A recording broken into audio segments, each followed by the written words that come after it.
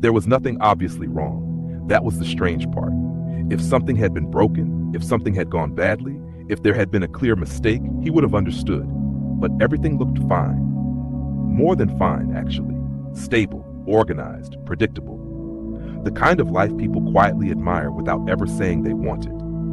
And yet, somewhere between waking up and falling asleep each night, there was a sensation he couldn't explain. Not pain, not sadness, just a subtle discomfort, like wearing a jacket that fits perfectly but never quite feels right on your skin. He noticed it first in the mornings, not when the alarm went off, but in the seconds after. That brief moment before memory returned, before identity came rushing back. In that gap, there was resistance, a hesitation, as if some part of him didn't want to step into the day. The feeling disappeared quickly. Routine took over. Shower, clothes, coffee. By the time he stepped outside, he looked like everyone else, focused, capable, moving forward. But something had already been lost in those first few seconds of awareness. He didn't think of himself as unhappy. Unhappy people complain. They vent. They blame. They talk about how unfair life is. He didn't do any of that. In fact, he rarely talked about how he felt at all. There didn't seem to be a reason to. When people asked how he was doing, the answer came automatically. Good, busy, can't complain. And it was true. There was nothing specific to complain about. That's what made the feeling so difficult to trust. Sometimes, during the day, it would appear unexpectedly, while answering emails, while sitting in traffic, while listening to someone explain something he already understood. A thought would pass through his mind, soft but persistent. This doesn't feel real, not like a dream, more like a role. He was good at playing it. He had learned early on how to respond the right way, how to sound interested, how to ask the right questions, how to seem present. People liked him. That mattered, or at least it used to. He remembered being younger, not happier, just more alive. There had been confusion back then, uncertainty, pressure, fear. But there was also movement, a sense of becoming something. Now, everything was already defined, and somehow that made him feel invisible. The evenings were the hardest, after work, after messages slowed down, after the world became quieter. That was when the feeling returned without interruption. Not dramatic, just steady. He would sit on the couch with something playing in the background, not watching, just letting sound fill the space. Silence felt dangerous. Silence gave the feeling room to grow. Sometimes he wondered if everyone felt this way and simply didn't talk about it. Maybe this was adulthood. Maybe this was what stability felt like. Maybe he was expecting too much. But deep down, he knew that wasn't true, because this wasn't boredom, and it wasn't restlessness either. It was something more specific, more personal. He had done what he was supposed to do. That thought returned often, like a summary of his life. He had followed instructions no one ever explicitly gave. Work hard, be reliable, don't take unnecessary risks, make reasonable choices. So he did, one after another, and here he was. If life were a story, this would have been the part where things finally made sense, where the struggle paid off, where the tension eased. But instead, there was this quiet disconnect, a sense that he had arrived somewhere without ever choosing to come. He started noticing it in small ways. How often he checked the time, how rarely he felt fully absorbed in anything, how even good news felt strangely flat. When something went well, he acknowledged it, nodded, moved on. There was no celebration inside, no sense of this matters. That scared him more than failure ever had, because failure meant engagement, failure meant caring. This felt like neutrality, like emotional static. He tried to remember the last time he had felt deeply invested in something, not obligated, not responsible, genuinely invested. The memory was blurry, unreliable. There were moments, rare ones, when he caught glimpses of something else, walking alone late at night, standing somewhere unfamiliar, listening to a song he hadn't heard in years. For a few seconds, he felt present, connected. Then the moment passed, and the feeling returned. He didn't want to talk about it. Talking made it feel too real, too fragile, and he didn't want to hear explanations. He wasn't looking for answers. He just wanted the feeling to stop, or at least to make sense. One night, lying in bed, he asked himself a question he had been avoiding for months. If nothing changes, can I live like this? The answer came immediately, and that was the problem. He wasn't miserable, but he wasn't okay either.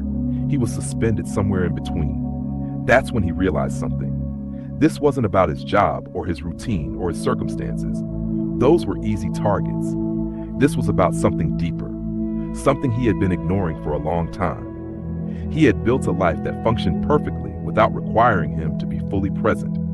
And now his absence was catching up to him. The feeling wasn't accusing him. It wasn't demanding action. It was simply there, waiting, like a quiet signal that had been going off for years without being acknowledged.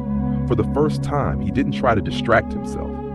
He lay there, eyes open in the dark, letting the sensation exist, not pushing it away, not analyzing it, just noticing. It wasn't loud, it wasn't overwhelming, it was precise. And in that stillness, another thought surfaced, one he had never allowed himself to consider. What if this isn't something wrong with my life?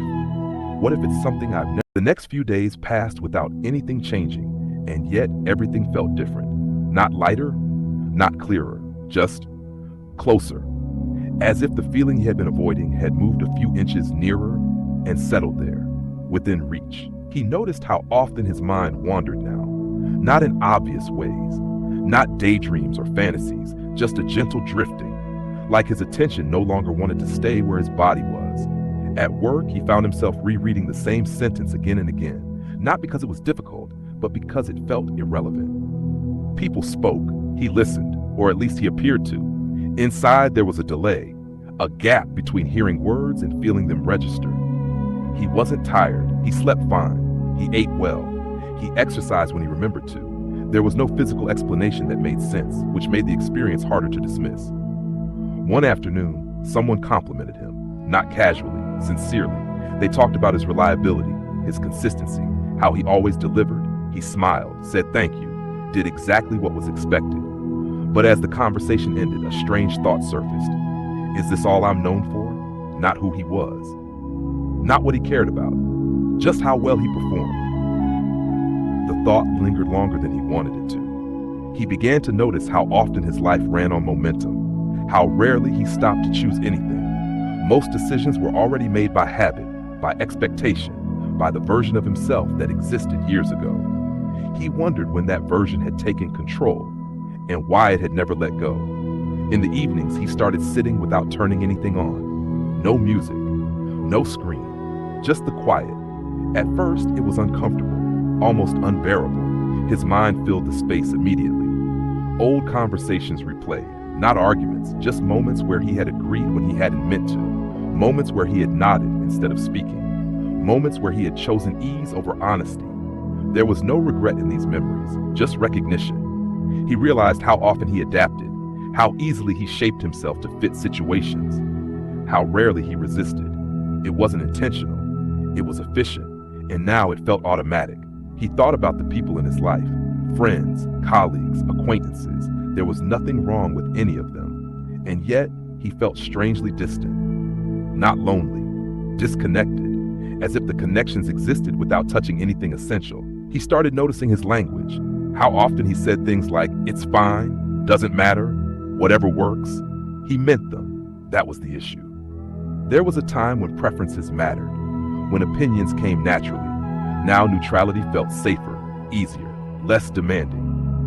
One night, he caught himself standing in front of the mirror, not checking his appearance, just looking, trying to feel something familiar. The face looking back at him was calm, capable, unremarkable in every expected way, but it didn't evoke recognition. He wasn't unhappy with who he saw. He just didn't feel connected to it. Like seeing a photograph of someone you know well but haven't spoken to in years. The feeling sharpened, not into pain, into clarity. He began to understand that this wasn't sudden. It hadn't arrived overnight. It had been building quietly, layer by layer, decision by decision. Each time he had chosen what made sense instead of what felt right. Each time he had postponed questions in favor of stability. Each time he had told himself he would figure it out later. Later had arrived, and he felt unprepared. He tried to remember what he had once wanted. Not careers, not outcomes, feelings. There was a time when he wanted depth, when he wanted intensity, when he wanted to feel absorbed by something. Now, his days felt evenly distributed.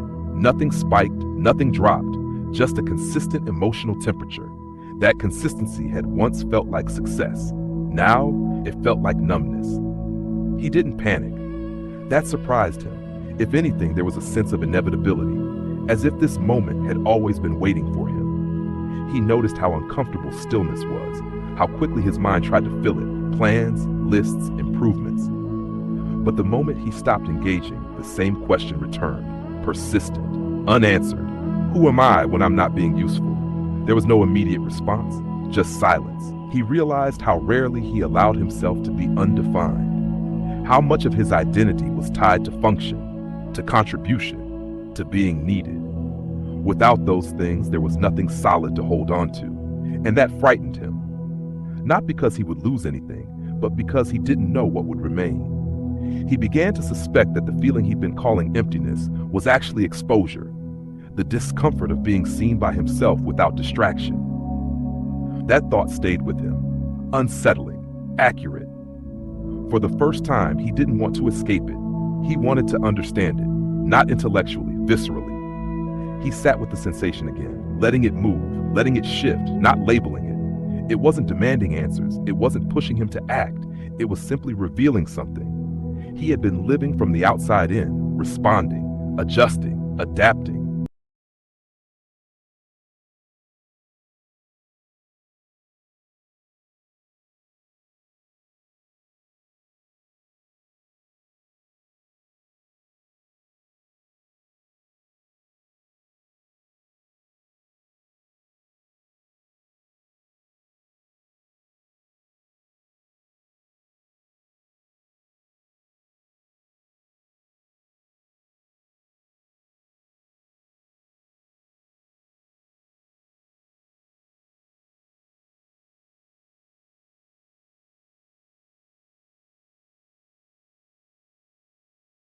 Part 3, very slow, intimate narration. At first, he thought understanding would make things easier, that once he named what was happening, the discomfort would loosen its grip. It didn't. If anything, it sharpened. Awareness didn't bring relief.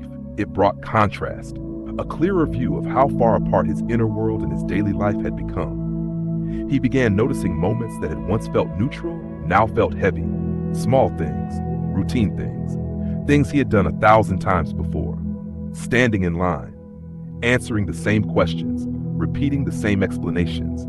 Each repetition felt like an echo of a version of himself that no longer felt accurate. He wasn't angry.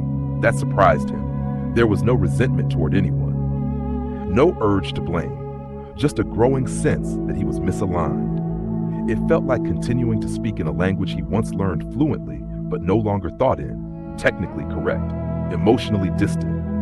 He noticed how often he edited himself. Not lies, just omissions, the parts that didn't fit, the thoughts that took too long to explain, the feelings that made conversations uncomfortable. Over time, editing had become instinct, and now he wondered what had been removed completely. He tried an experiment. One evening, he didn't follow his usual routine. No clear plan, no productivity goal, just presence. At first, his body resisted. Restlessness surfaced immediately. A need to do something, anything. But he stayed, sat there, let the urge rise and fall. Underneath the restlessness was something quieter, a sense of unfamiliarity, as if he were spending time with someone he barely knew. He realized how long it had been since he had allowed himself to simply exist without justification. Even rest had rules. It had to be earned. It had to be useful. Recovery for more output. What he was doing now served no purpose, and that felt unsettling. Thoughts began to surface. Not plans, not worries, memories. Moments from years ago, times when he had said yes while feeling no, times when he had dismissed discomfort because it seemed impractical, times when he had silenced curiosity in favor of certainty. None of these moments were dramatic. That was the hardest part. They were quiet, reasonable, defensible. Each one made sense on its own. Together they formed a pattern, a slow retreat from his own internal signals. He saw how often he had traded honesty for harmony, how often he had chosen ease over authenticity, not out of fear, out of habit. He wondered who he might have become if he had paused even once to ask himself what he actually wanted. The question felt foreign, uncomfortable, almost inappropriate. Wanting things without justification had always seemed reckless, indulgent, irresponsible. So he had learned not to want, or at least not to notice when he did.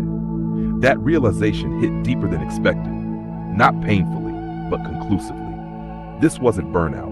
Burnout implied exhaustion. This was absence, the gradual removal of personal direction. He had become excellent at responding to life, at meeting expectations, at maintaining balance, but he had stopped initiating, stopped choosing, stopped listening inward.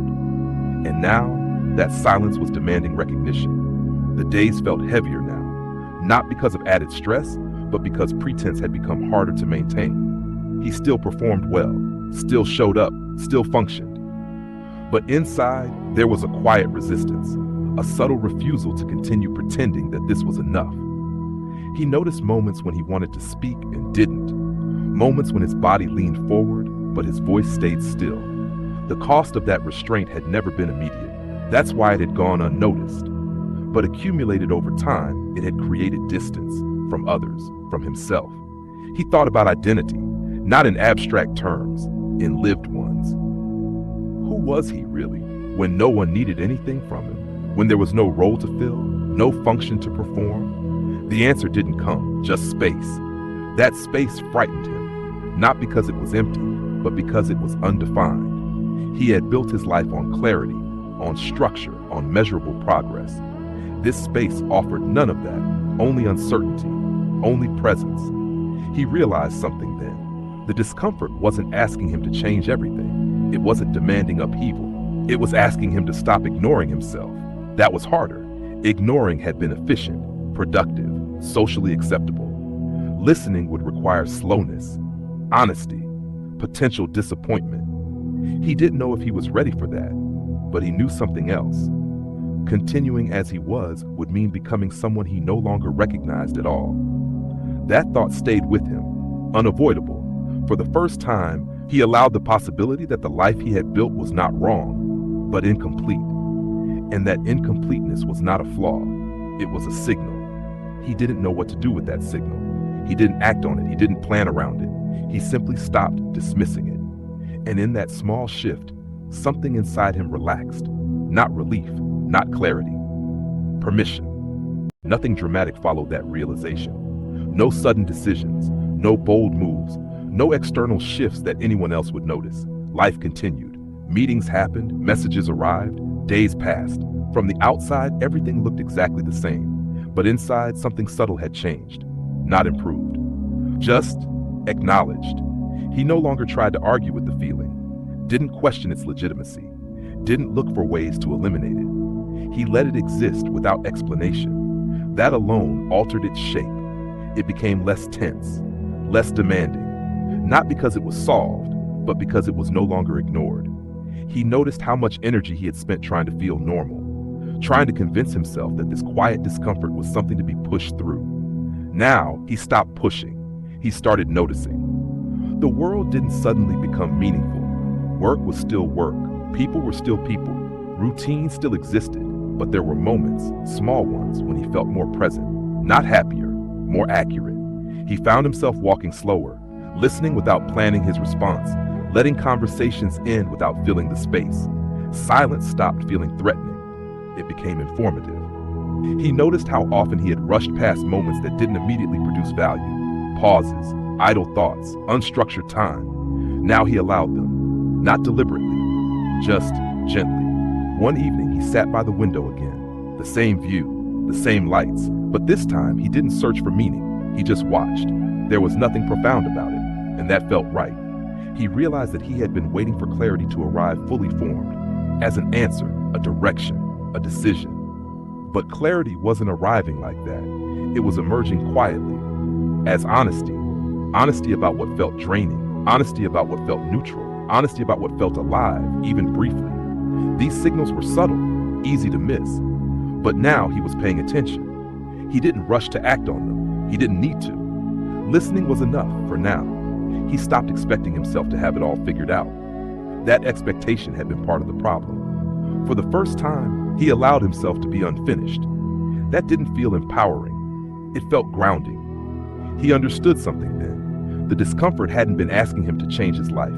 It had been asking him to inhabit it fully, without numbing. without constant forward motion, without default responses. Presence, he realized, was not dramatic. It didn't announce itself. It didn't solve anything immediately. It simply stayed. There were still moments when the old feeling returned. The sense of distance, the quiet question. But now it didn't scare him. It didn't feel like a threat. It felt like feedback. He didn't label it anymore. Didn't call it emptiness. Didn't call it dissatisfaction. It was just information. Some nights he still lay awake, but instead of scrolling or searching for distraction, he listened. Not to thoughts, to the space beneath them. There was no sudden peace, no final understanding, no clean ending, just a subtle alignment. Life hadn't changed, but his relationship with it had. He wasn't living on default anymore. He was living in inquiry. And that, quietly, felt like the beginning of something. Not something visible, not something impressive, something real. The world kept